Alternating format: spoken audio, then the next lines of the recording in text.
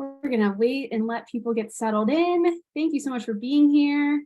This is the Summer Transition Series on Pratt Advising. We'll get started here soon.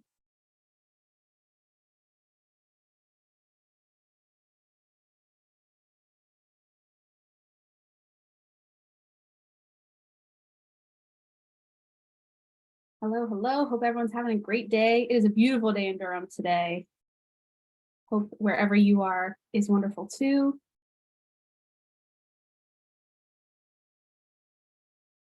All right. Thank you so much for joining us.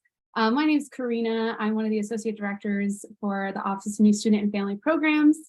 I'm joined by many amazing colleagues in the School of Pratt, here to talk about Pratt Advising, course registration, and all things engineering. I'm also joined by my coworker, Shanice Banks, who's in the background helping with our Q&A. So a few housekeeping things before we get started. We have our upcoming webinars, and so we have webinars on staying well, pre-health advising, and then preparing for orientation. So you can find all these links and register for them on the Blue Book. And if you have any questions, you can let our office know via email. A few housekeeping for the Zoom today. We have the Q&A feature ready to go for you. So it's on the side. We do ask for you to hold your questions until our amazing deans get through their material, because chances are your question is going to be answered. And so there will be potentially some questions we answer via typing a response back to you, and some we will do via live and answer the questions so that everyone can hear it. So don't try working on the chat. It's not going to work for you. That's intentional. We have a Q&A function for that reason. And then just so that everyone's aware, this webinar is being recorded and can be found on the New Student and Family Programs YouTube page as well. That link is also in the Blue Book under the Summer Engagement STS tab. So with that, we are going to go ahead and get started, and I'm going to turn everything over to our amazing Pratt Advising team. Hey everyone, good afternoon. Before we turn off our cameras, I'd like to do a quick thank you and a quick introduction. We have Jennifer Ganley here, our Director of Student Affairs. She's off camera. She's helping us put this program together today. And then I just want to pass it over to our ESG president, just so he can introduce himself, and then to our two deans in alphabetical order for them to introduce themselves. My name is Lupita McMillan, and I'm one of the academic deans.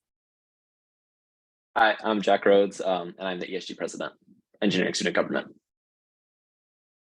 My name is Ben Cook. I'm one of the academic deans. Hi, and I'm Carmen Rolls, the third academic dean. Okay, thank you. I'm going to jump right in and just say good afternoon to everyone, and welcome to today's Pratt Advising webinar. We're very excited to connect with you this afternoon. I hope everyone is doing well and enjoying the summer. Today, we're going to provide you with information that will answer your questions live, and then also, So let me take a drink of water. So today we're going to provide you with information that will help you navigate the registration process. After our brief presentation, we will answer your questions live and through the chat function as well. It's helpful if you hear the presentation first, as Karina asked, and then we believe that many of your questions will be answered in our presentation. But when our presentation is over, feel free to type any questions that you have in the question portion. We understand that also some students may have very specific situations, and those situations may be best answered in an email or during a Zoom meeting this summer. So for that reason, the three academic deans will be meeting with all of our first-year advisees via Zoom this summer. During the meeting, we can discuss your course selections for the fall and any specific situations you have. So after this meeting, please check your Duke email for information about how to schedule a meeting time. So now let's jump in. Before we begin the heart of our presentation, let me do a quick introduction of the undergraduate education team. We provide students support in many different areas. From left to right in the back row in this picture, we have Greg Bumpus, the Student Shop Assistant Manager. Steve Earp, the Duke Student Shop Manager, Jennifer Ganley, the Director of Student Affairs, we just introduced a little bit earlier, and Dean Ben Cook also in the back row. And in the front row, we have Dean Carmen Rawls, myself, and then there's Heather Ravelay. She is our program coordinator, and our Associate Dean for Undergraduate Education, Dr. Linda Franzoni. And missing from this photo, we have new team members, and they are Emma Albright, she is our program assistant, and Daniel Krieger, he is in our student shop. So jumping in to the first year advising network, we are very proud of our first year advising network structure here in Pratt. Because there is no one advisor who can answer all your questions and meet all your advising needs, here is what our first year advising network will look like. Every first year engineering student is placed in a cohort of engineering peers with layered support to mentor you and guide you to broader university support when it's needed. The first layer lies within the engineering school. You will get placed in a cohort and assigned a 360 coach based on your Engineering 101 section that you will register for in July. Your 360 coach is your faculty advisor, and they can help you navigate your first year and especially help you navigate the wealth of support and resources that Duke has to offer. You will find out who your 360 coach is in September and have opportunities to connect with them. There will also be a team of peer advisors called the E-Teamers. And finally, there's your academic dean, who you will find out who your academic dean is on the next slide. And it's also important, so you'll find out who your dean is on the next slide. And we are also going to be a very important member of your network for the next 4 years. So within the engineering departments, there are directors of undergraduate studies who oversee the curriculum in their respective departments. In addition, there are identified faculty in each department, and we call them major consultants. Those faculty are available to first-year students who want more information about a particular major. And then finally, there's many resources and support in the areas of wellness, career advising, and academic support in Duke at large. So who is going to be your academic dean? On Duke Hub, your academic dean's name will appear there. It's not there yet, but here is the breakdown of how we are assigned the first year class. So Dean Cook is the academic dean for engineering students whose last name begins with A and goes through HE. Dean Rawls has engineering students whose last name begins with HER through O. And Dean McMillan, that's me, I am the academic dean for the engineering students whose last name begins with P and goes through the end of the alphabet. We are your academic deans for the next 4 years. So now let's turn to why you really tuned in tonight, to find out about registration and what you will register for in the fall. Shopping carts open on June 5th. And before you are able to shop for classes, be sure that you verified and updated your personal information in Duke Hub and completed your first year questions. Once you complete those 2 steps, then you can start selecting courses to put in your shopping cart. Also, before you start shopping for classes, review the Blue Book and be sure to read the Pratt Learning and the Pratt Registration sections. These 2 sections are Pratt specific and holds very different information than the Trinity chapters of the same name. You will also find a step-by-step instruction on how to select courses and put them into your shopping cart, learn to validate your schedule, and eventually register on July 11th or 13th. There are screenshots and step-by-step instructions for all of this to guide you, everything that I just named, step-by-step screenshots to help you through. It's important to note that right now you are only selecting possible courses and sections for your shopping cart to construct a schedule.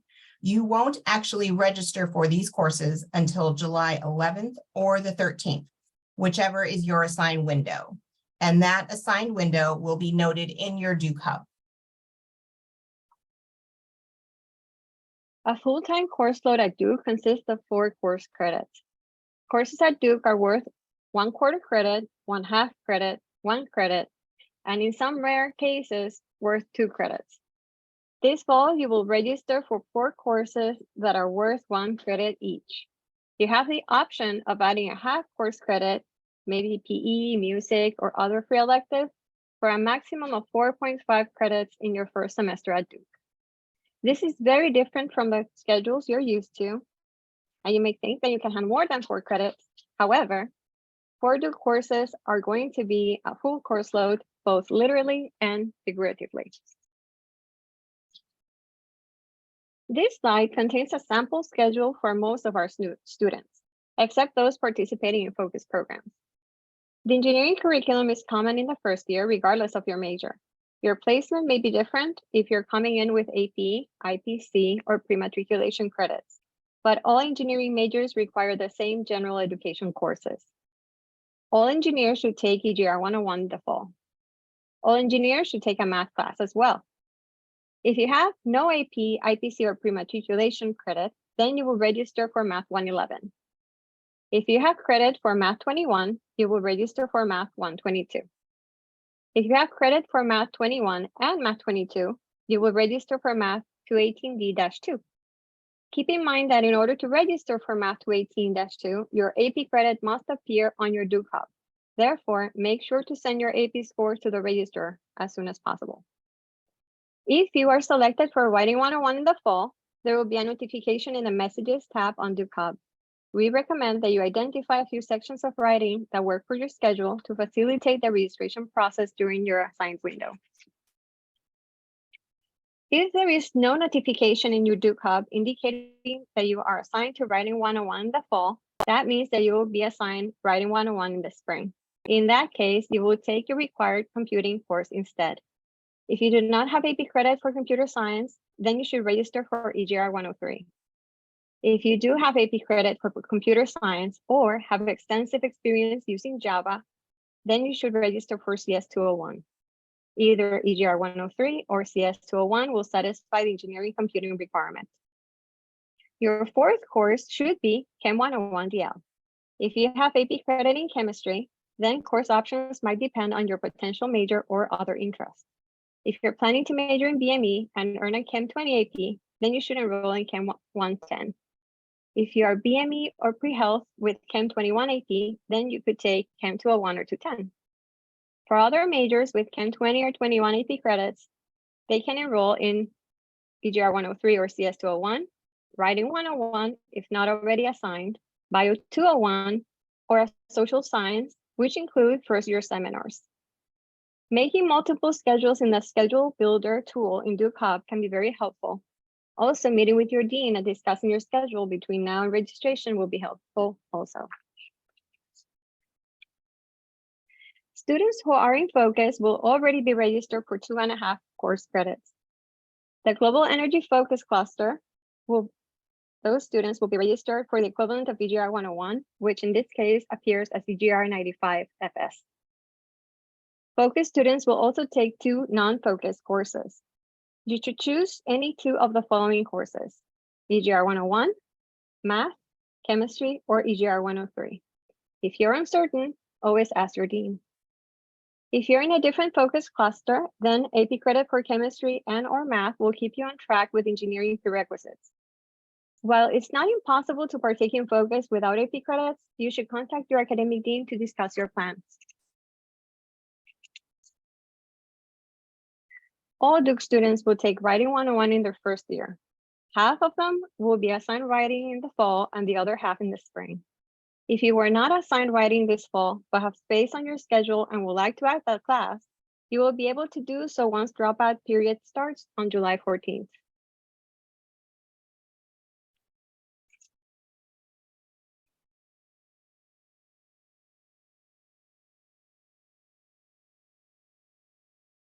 So lab courses. Some labs are connected to the lecture, such as Engineering 101 and Math 111. And Duke Hub will connect the lecture and lab during registration, so you won't have to do anything special. In chemistry, that's not the case. Chemistry labs are not connected to the class, so you'll have to add the lab to your schedule separately, And labs in chemistry are designated with an L9. For example, Chemistry 101 L9. But labs are required components of the courses. So you need to register for the lab as well as the course. And if you register for the lecture without the lab, you may have to rearrange your schedule to fit in the lab, fit in an open lab. Referring to the Blue Book and the Pratt registration video, which we will email you later today, can be helpful to learn how to register for your classes and all the components. AP or IPC credits.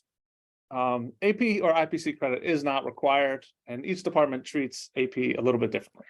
So the math and the chemistry websites can be really helpful. And it's really helpful to send your scores to Duke. Processing the AP scores so that they get into Duke Hub will allow you to register for courses that have prerequisite requirements. In general, AP or International Placement Credits, IPC, with the appropriate score can satisfy engineering degree requirements and allow you to place into upper level courses. But credit is not necessary to complete your engineering degree, and it's important to know each engineering department treats this credit a little differently. You should consult the department handbook or your dean to confirm which credits your potential major will accept. And courses in engineering build upon each other.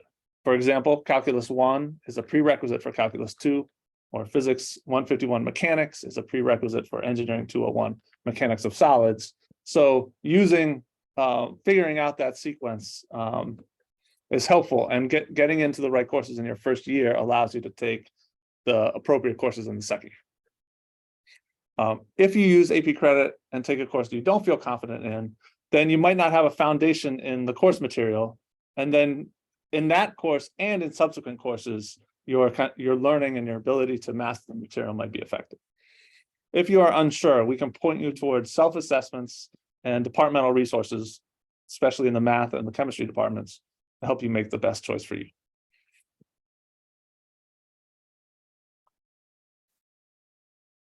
We will offer over the summer, in the next month before you register in July, Zoom meetings. And make sure that you know how to check your Duke email.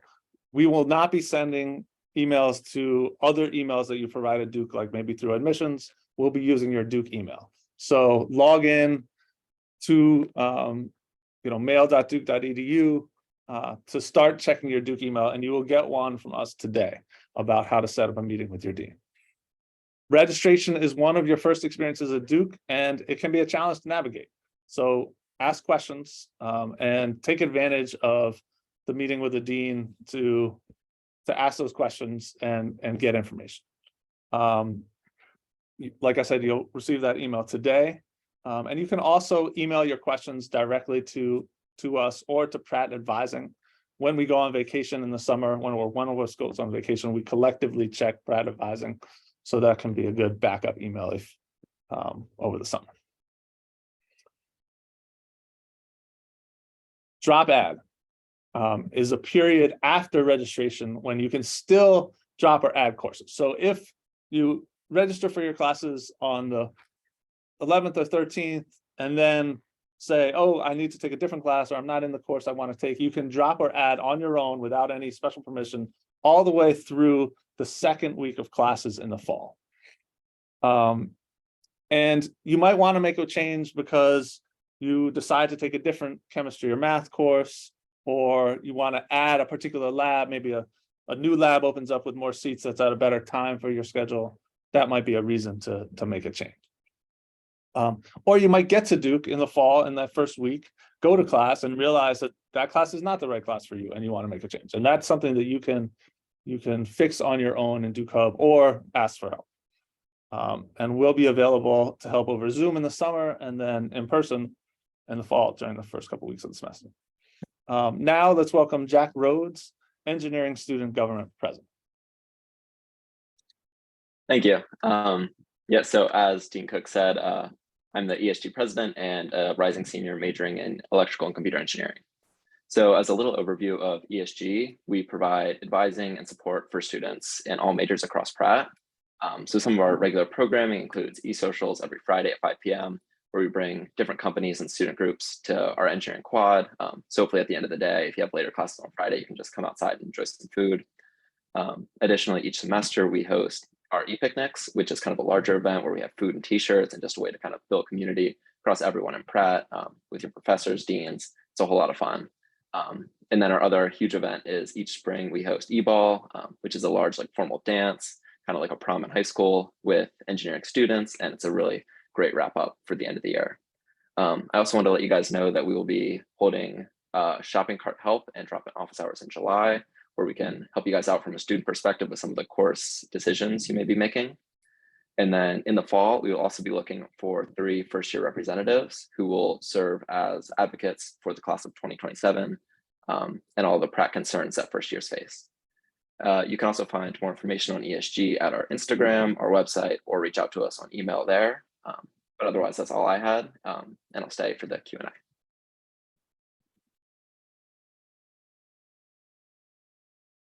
Wonderful. Thank you guys so much.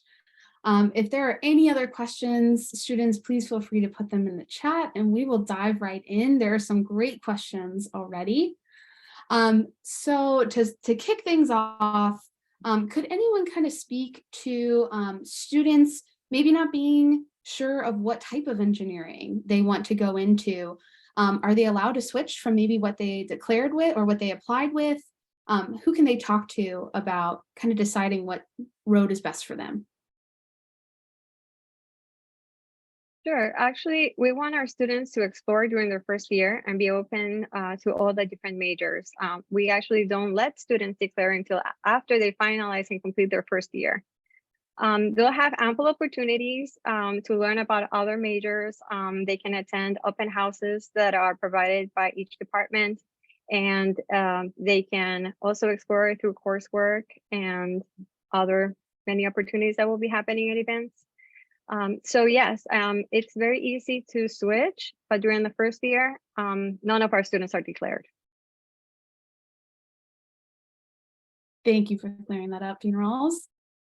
Can we speak a little bit about study abroad and how that impacts engineering students? And then in particular for students who might also be interested in the focus clusters, does that impact course progression and study abroad? It's a lot of things to talk about, but let's dive in. Yeah, I'll start with focus. It is possible for engineering students to participate in focus. One really important thing to know about focus courses, there is one cluster, the energy cluster, and that is our engineering cluster. So if you are interested in engineering, that could be a nice fit for you. It also includes our Engineering 101 Introduction to Engineering course is incorporated into that cluster. So students in that cluster are able to take EGR 101 in addition to 2 other non-focus courses.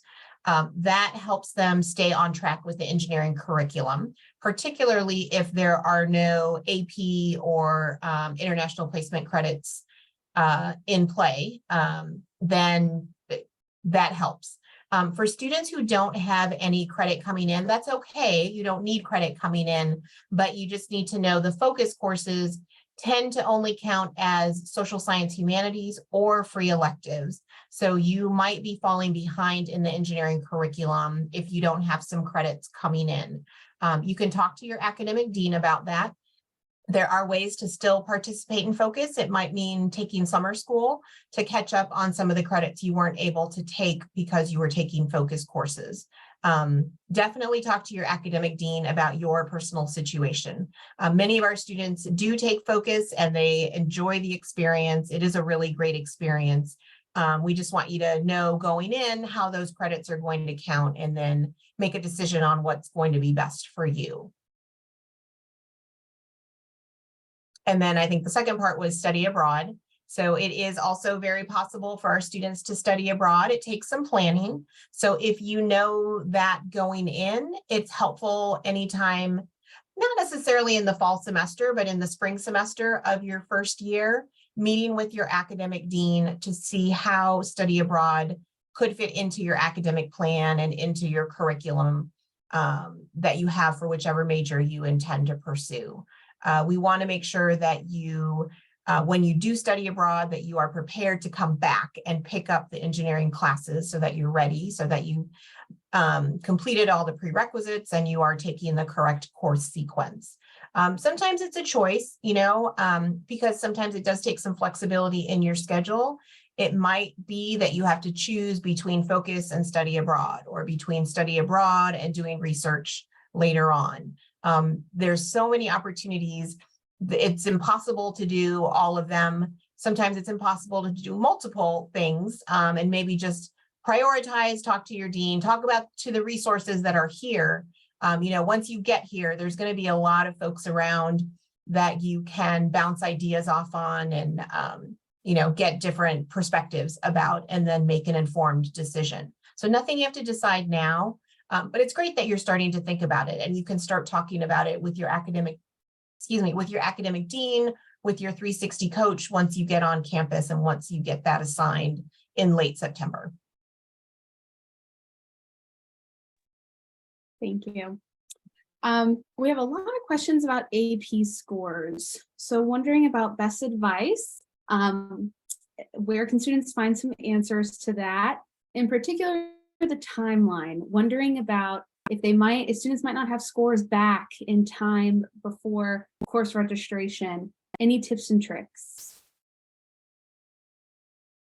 Yeah, so there are some departments, different departments are more strict than others with requiring kind of AP or requiring prerequisites course material. Math is one of the more strict departments because they want students to be successful in subsequent courses.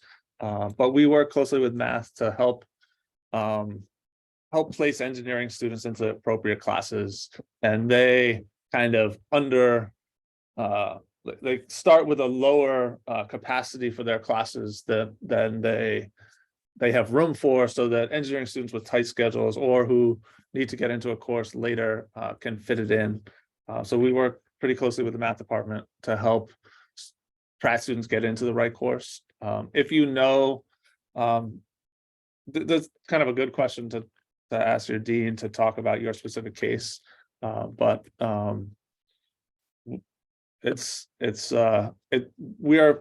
we work closely to help students get the courses that they need for the subsequent courses.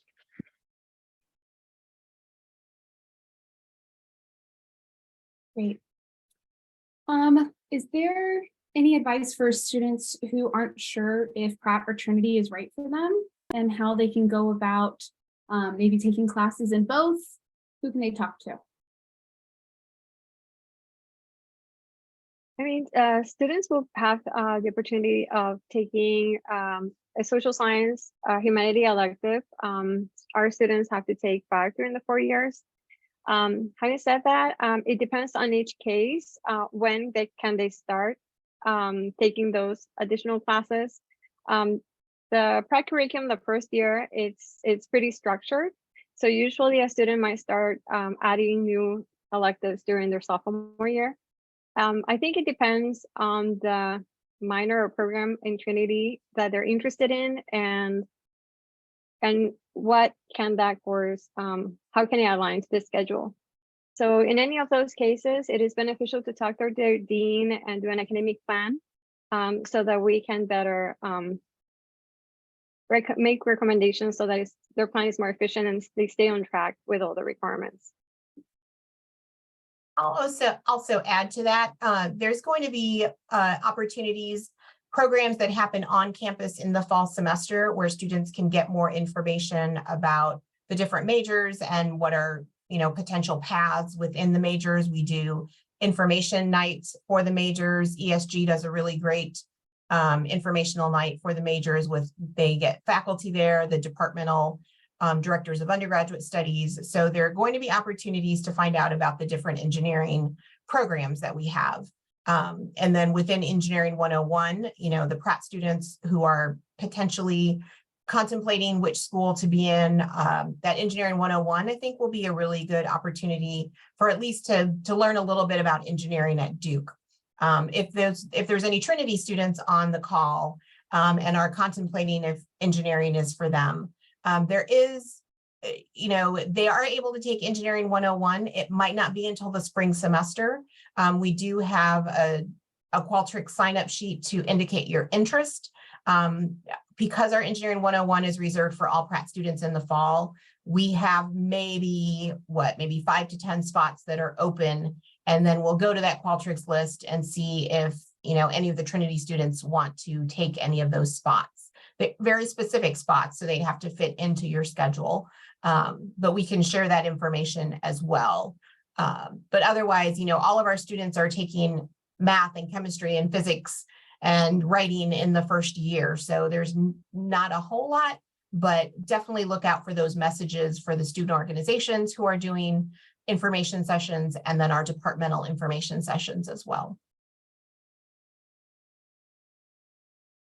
Wonderful.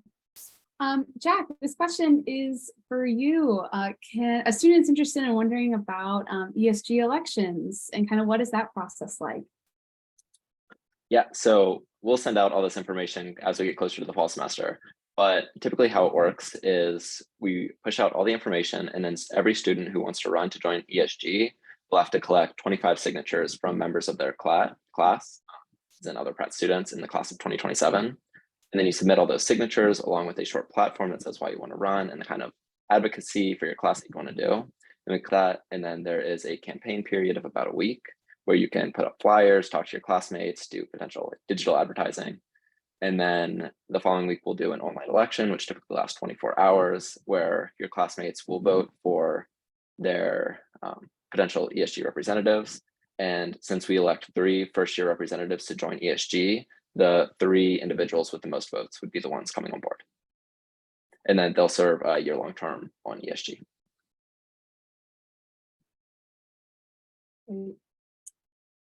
Can we talk a little bit about the shopping cart versus like registering for a course? So the shopping cart opens in June, course registration is in July. Can we just clarify some of that language? And is there preference to students who put classes in their cart first thing? How does that work?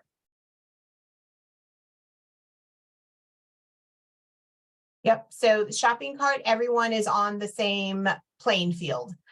There's no preference if you get it in your cart sooner. Unfortunately, there are 2 windows. One is on July 11th. The other is on July 13th. I believe those open at noon Eastern time.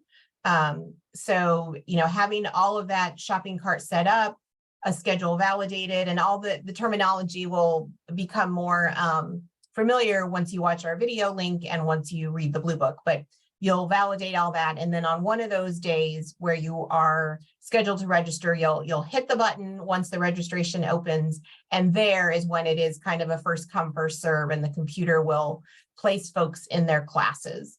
And then if the class fills up, you'll get a message saying that the class is full, and then you'll go back to your shopping cart and replace it with a different section, possibly maybe needing to move 1 or 2 more things.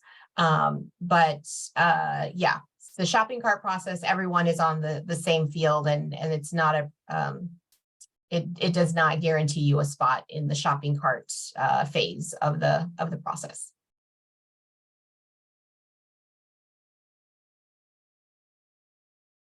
And just as a clarification, are students able to meet one-on-one with any advisors, deans, to get more guidance before the registration period opens? Yes, we'll be emailing you like right at the end of this meeting or later today about how to set up meetings with each one of us. And you'll meet with your individual dean throughout the month of June and early July. And yeah, we're anticipating there'll be lots of questions. I mean, that's, yeah. Yeah, and in the meantime, if they have any specific questions, they can feel free to send us an email and we'll be working on those as well. Great. We didn't think you would leave folks hanging. So. Can anyone talk a little bit about lab classes? What's the difference between a lab class versus a non-lab class, especially when it comes to like math, such as calculus? So some of our classes like chemistry or physics or biology, the lab is like a time to do experiments, and chemistry labs are 14 students because there's 7 hoods and students do experiments in pairs. Those labs for some of the chemistry classes meet kind of in lab every other week because some of those classes are very large. And those lab classes, the students in lab can be in different discussions or different lectures. It doesn't matter which discussion you're in or which lab you're in. You'll just take the lab with the class. So those are separate. You register for them separately because your schedule may be different than another student in a different in the same discussion. For math and engineering 101, the labs are times to, like in engineering 101, the lab is a time where you're prototyping, you're working on your team project, and we want students to be in the same groups in lecture and lab.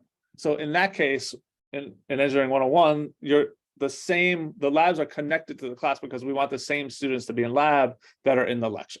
So in section 1 is going to be connected to section 1's lab. Same thing with math 111. 111 for math calculus labs, there's applications of the math that you're working on in lab, and you're doing that in teams. And the math department wants the same students in the lecture and the lab. So the labs are connected. Now, different departments will have different things they do in lab. Engineering 101 is the 3-hour lab period is a time to kind of build, prototype, plan with your team. And that 3-hour lab feels very similar to the lecture because you're in the same space. You're doing a lot of the same type of activities in lecture and lab. Whereas maybe in chemistry or in physics, you're in a different room doing an experiment in a different way. So it depends on the class.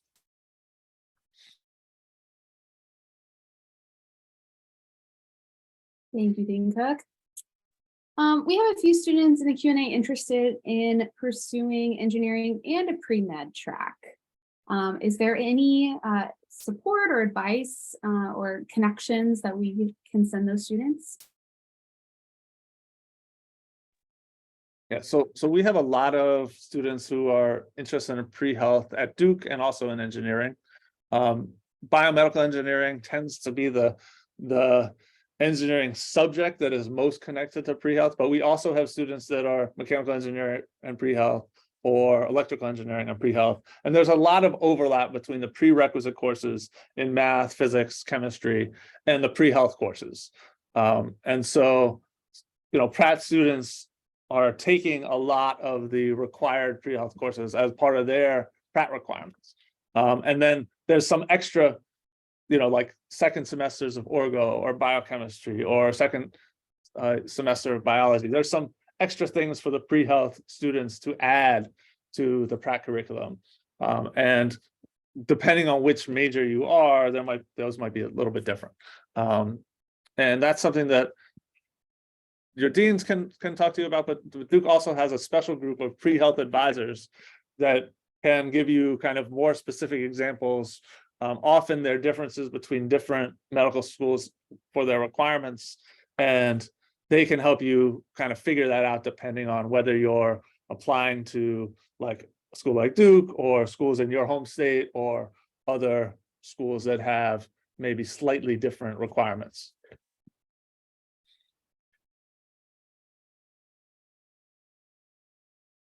Great. So this student is wondering about the recommendation for what they call technical or hardcore classes. What are classes that, what does a course look like that's manageable?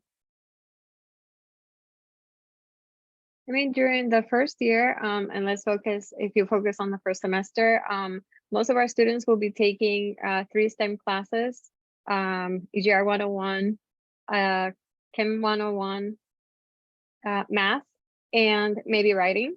They might also be taking, like we mentioned earlier, EGR 103 instead of chemistry or instead of writing. And that's really the sample schedule and the usual course load. Later on, as a general guideline, I always recommend keeping the students comfortable 3 STEM classes and a social science elective. But it depends on the student and its preference, and also really on the structure of our academic plan. I also think talking through, like that's kind of where you can, take, if you have AP credit, you could take a course again, or you could kind of repeat some material that maybe you've seen before at high school that Duke may challenge you at a higher level.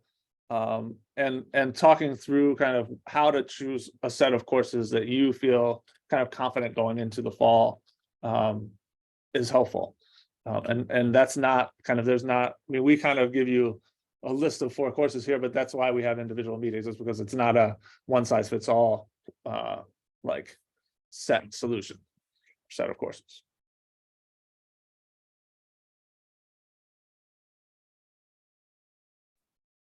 So this is a little bit of a specific question, but if there, so students can get use credit for 2 AP courses.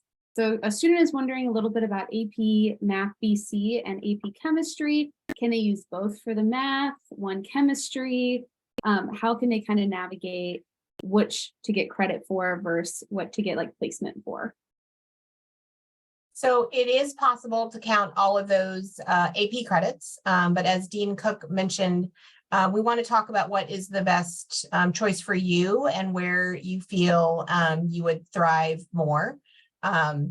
Chemistry, it varies between department. So some departments, well, one of our departments only accepts a 5 on the Chem AP. So if you don't have a 5 and you want to go into biomedical engineering, you will be required to take 2 chemistry courses.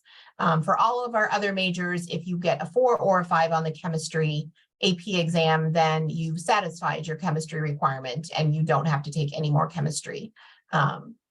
With math is the same way. So you do receive, students will receive 2 math credits with a 5 on the BC.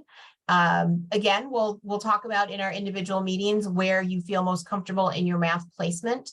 As Dean Cook said, some students were challenged in high school and they did really well, but it's important to recognize that math at Duke is different, and it can be really difficult for some students. And chances are what you had in high school is not the math that you will encounter at Duke.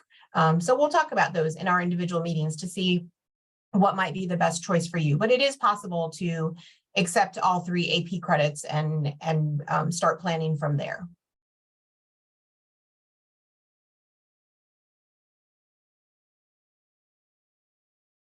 Okay, it looks like those are the questions that we have. Deans, thank you so much for being here. We really, really appreciate you taking time to welcome our new Pratt students. Students, we are so excited to get you to campus. We can't wait to meet you. And if there is anything, please feel free to email either the Pratt School of Engineering or our office at student orientation@duke.edu. And with that, we hope you have a wonderful evening.